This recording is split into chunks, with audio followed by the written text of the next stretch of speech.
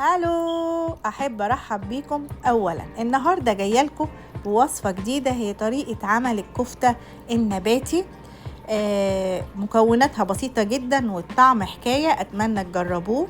معانا 3 كوبايات من العدس بجبه منقوعين في ميه سخنه، ما تقلش المده عن 4 ساعات. معانا بصلتين كبار متقطعين، معانا بقدونس، معانا كمان ريحان، معانا روزميري، معانا نعناع، ومعانا فلفل حار حسب الرغبة.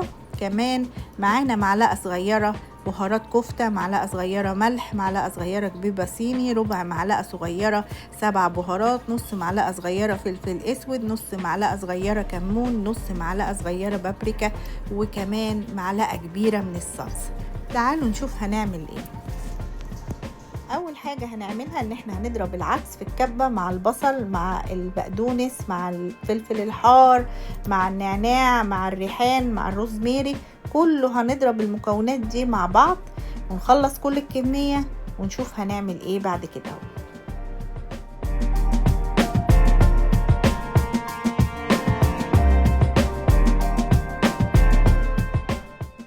بعد ما ضربنا كل المكونات مع بعض هنبتدي بقى نضيف البهارات بتاعتنا. معلقة صغيرة بهارات كفتة، معلقة صغيرة ملح، معلقة صغيرة كبيبة صيني، ربع معلقة 7 بهارات، نص معلقة فلفل اسود، نص معلقة كمون، نص معلقة بابريكا، وكمان معلقة كبيرة من الصلصة. وهنخلط كل المكونات دي مع بعض.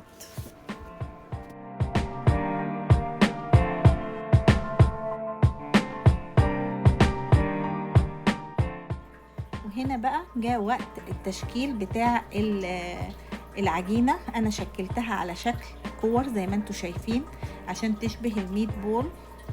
ممكن تعملوها على شكل صوابع كفتة، ده متروك ليكم. هكور كل الكمية، خلص كل العجينة كلها على شكل كور، وتعالوا نشوف هنعمل ايه.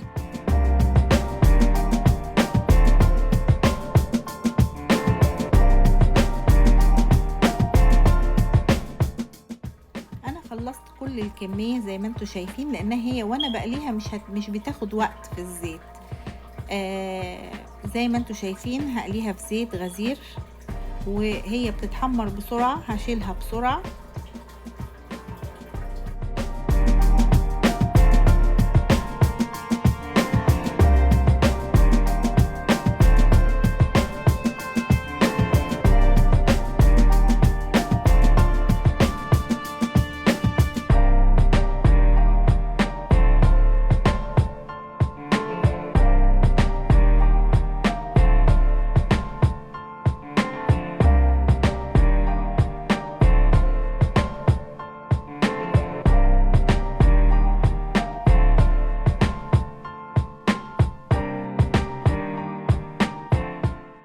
خلصنا كل الكمية قليناها.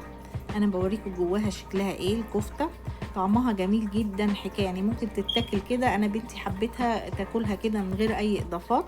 وممكن كمان تعالوا نشوف هنعمل ايه الطريقتين اللي ممكن يتقدموا بيها الكفتة. ممكن يتقدم كده الكفتة جنب المكرونة اللي بصلصة، وممكن تتعمل سندوتشات.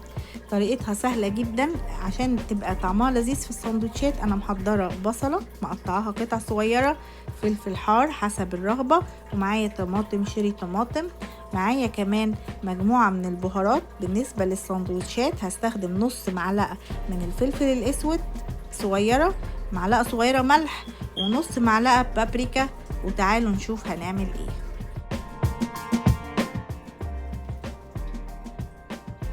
اول حاجة هنزل بزيت الزيتون و7 معالق من زيت الزيتون.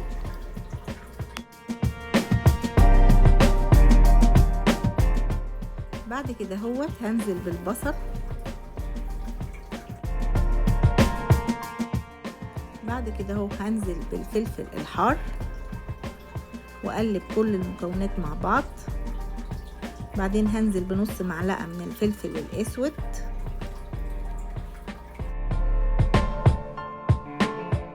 بعد كده بقى هنزل بالطماطم، اشتري طماطم اللي متقطعاها واقلب كل المكونات مع بعض، وانزل بالمعلقه الصغيره من الملح ونص معلقه من البابريكا واقلب كله مع بعضه. بعد كده هنزل بمعلقه كبيره من الصلصه واقلب كله مع بعضه.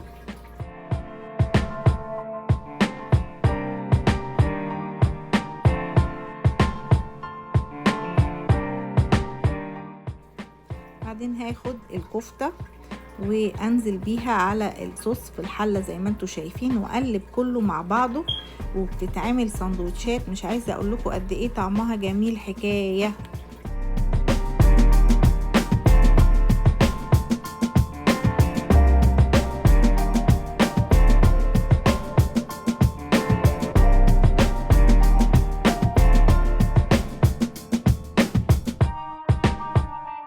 ده شكل من اشكال تقديمها. نعمله سندوتشات وتحطي عليه معلقه كمان من الحمص.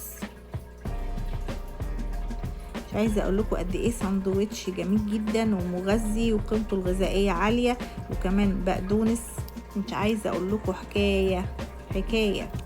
جربوه هيعجبكم جدا.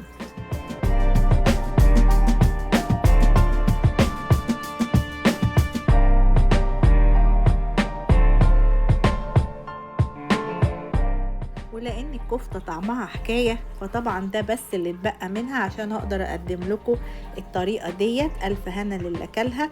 نص معلقه صغيره من الفلفل الاسود. البهارات معلقه صغيره من مرقه خضروات بودر، ومعلقه صغيره ملح، ومعلقه صغيره من الثوم، وبصله كبيره متقطعه. اول حاجه هنزل ب5 معالق من زيت الزيتون، وبعد كده هنزل بالبصلة كبيرة مقطعاها انا قطع صغيرة. ولان حصلت بخطأ من الموبايل ما تسجلش بقية الفيديو، فانا حطيت نص معلقة من الفلفل الاسود صغيرة، معلقة صغيرة من الملح، معلقة صغيرة من التومة، وقلبت كله مع بعضه. وبعدين اما اتصفر كله مع بعضه ابتديت انزل بالصلصه واقلبهم مع بعضهم، وميه من الكتل، وبعدين معلقه صغيره من مرقه الخضروات بودر. وبعد كده قلبت كله مع بعضه ونزلت بالكفته والحمص زي ما انتم شايفين. الوجبه جميله جدا مغذيه ولذيذه، اتمنى تجربوها بالطريقه ديت. وباي باي، استنوني في الفيديو الجاي. باي.